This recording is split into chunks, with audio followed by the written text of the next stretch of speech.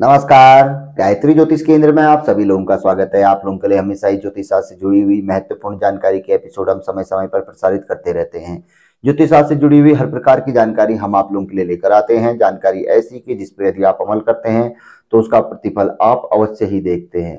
आज भी हम आप लोगों के लिए एक अत्यंत महत्वपूर्ण जानकारी लेकर आए हैं गोचर से संबंधित। आज हम आप लोगों को बताएंगे कि राहु ग्रह जब गोचर में दो भावों में जाते हैं तो उन वर्षों में यानी कि 1.5 वर्ष एक राशि में यह रहते हैं, किसी भी राशि में जाएं तो जब ये दो भाव में आएंगे तो उस 1.5 वर्षों में व्यक्ति को बहुत सारी कठिनाइयां यह देते हैं, बहुत सारे कष्ट यह देते हैं। व्यक्ति के जीवन को तहस नहस तक यह कर देते हैं। पहले से सब कुछ ठीक ठाक चला आ रहा होगा, व्यक्ति को कुछ पता नहीं चलता कि अकस्मात हमारे साथ यह क्या हो गया।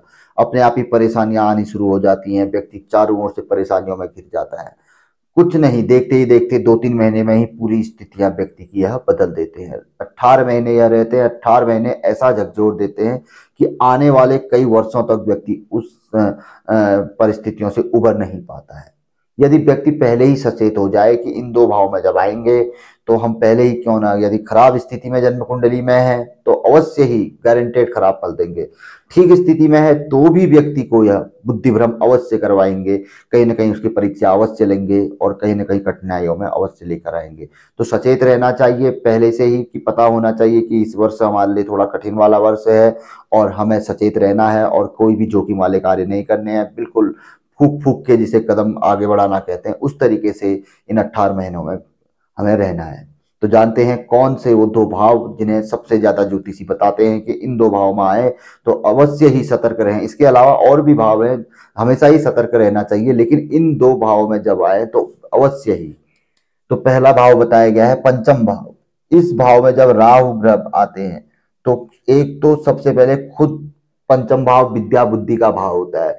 अपने ही भाव को डैमेज करेंगे, अपने ही भाव यानी कि बुद्धि भ्रम करेंगे, मानसिक स्थिति को बिगाड़ देंगे और सारे निर्णय हमारे गलत होने शुरू हो जाएंगे। अपने निर्णयों से हम अपने आप ही परेशानियां मोल लेने शुरू हो जाएगी। बुद्धि भ्रम एक प्रकार से पूर्ण तरीके से हो जाएगा। कहीं ना कहीं अपने भाव से तो दिक्कत देंगे देंगे, साथ ही साथ पंचम दृष्टि से भाग्य भाव को भी देखेंगे, नवम भाव को।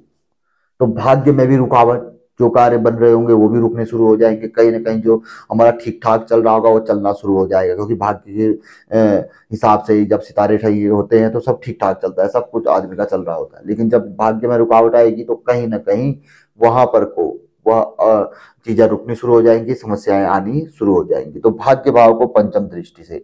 इसके अलावा सप्तम भाव यानी कि जो लाभ भाव रहता है, जो जीवन में हम उन्नति अर्जन करते हैं, भले ही वो धन रूप में हो या ख्याति रूप में हो या किसी भी रूप में हो, तो कोई जो बढ़ता जाता है, जो चीज है हमारी, जैसे भले गुल्लक है, मान के चलो हम प्रतिदिन उसमें 10 रुपए डाल रहे हैं तो वो चीज हमारी रुक जाएगी, अपने आप ही किसी किसी तरीके से ब्रेक लगना शुरू हो जाएगा। हो सकता है कि जो हमने जमा किया है उसमें से भी हमारा निकलना शुरू हो जाए, और ख्याति आदि में से निकलना शुरू होगा तो किसी न किसी प्रकार से सम्मान में गिरावट आदि भी जीवन में देखने में आती है इन्हीं वर्षों में। इसके अलावा लग्न को देखेंगे नवम दृष्टि से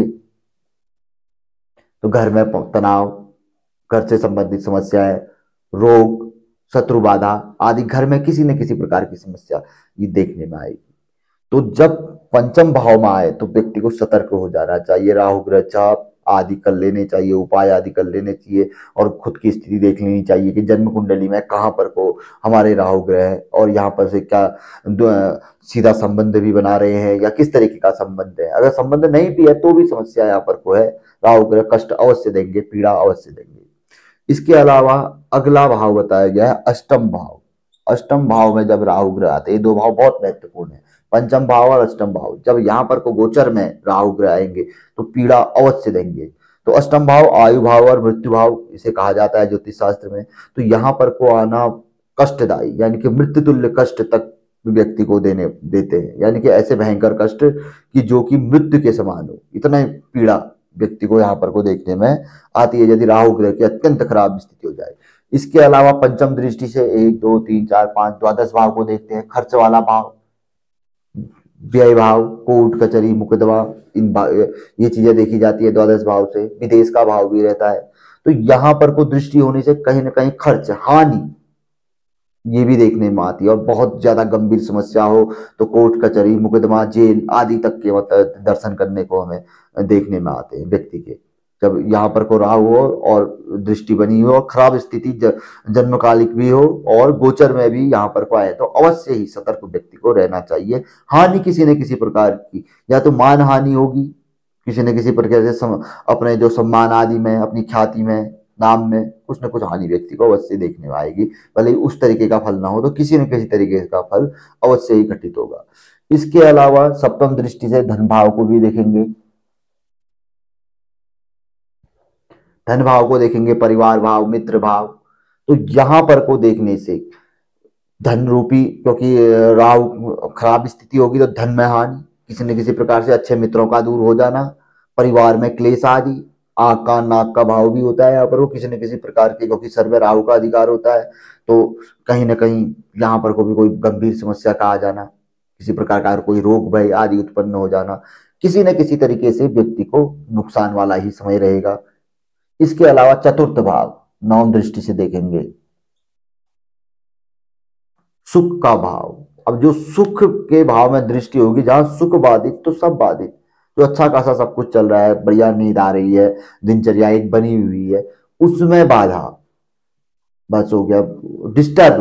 व्यक्ति का जब जीवन डिस्टर्ब हो जाता है और परेशानियां सर पे होती है, बस वो वाली स्थिति होती है चतुर्थ भाव कि ऐसा हो रहा है तो चतुर्थ भाव दूषित हो रहा है। तो यानी कि अष्टम भाव और पंचम भाव में जब गोचर में राहु जाए 18 महीनों के लिए, तो अवश्य ही व्यक्ति को सचेत हो जाना चाहिए और किसी न किसी तरीके का उपाय आदि कर लेने चाहिए। और बाकी इससे भी जो बारीक विश्लेषण रहेगा वो जन्म कुंडली में राहु ग्रह कहाँ पर है। अगर इन्हीं स्थानों पर बैठे हुए हैं तो मान लीजिए बिल्कुल गारंटेड इस तरीके का फल देखने में आएगा। और इसके अलावा जहां जहां दृष्टि संबंध है वहां वहां पर भी है, तो कहीं ना कहीं मानते हुए चलिए। अब किस भाव में, किस राशि में है और कोई अन्य ग्रह, ये भी बहुत कुछ स्थिति वहां पर को निर्णय लेती है कि फल क्या रहेगा। फिलहाल ये एक फल जो बताया जाता है ज्योतिष शास्त्र, वो इस तरीके का फल है। बाकी आप अपनी पत्रिका दिखा कर भी जानकारी प्राप्त कर सकते हैं। तो जानकारी बहुत अच्छी थी राहु ग्रह से संबंधित। यदि आप लोगों को अच्छी लगे, पसंद आए, तो जरूर आगे बढ़ाकर शेयर कर सकते हैं, वीडियो को लाइक कर सकते हैं। लेकिन सर्वप्रथम अपने आप में भी इस जानकारी को फॉलो अवश्य करिए। नए लोगों से हमेशा आग्रह रहता है गायत्री ज्योतिष केंद्र के साथ जुड़ें, चैनल को सब्सक्राइब करें, बेल आइकन अवश्य ही दबाएं। तो मिलेंगे ऐसी किसी बहुत अच्छी जानकारी के एपिसोड के साथ अगले वीडियो में। तब तक के लिए नमस्कार, जय श्री राम, जय श्री कृष्णा, ओम नमः शिवाय।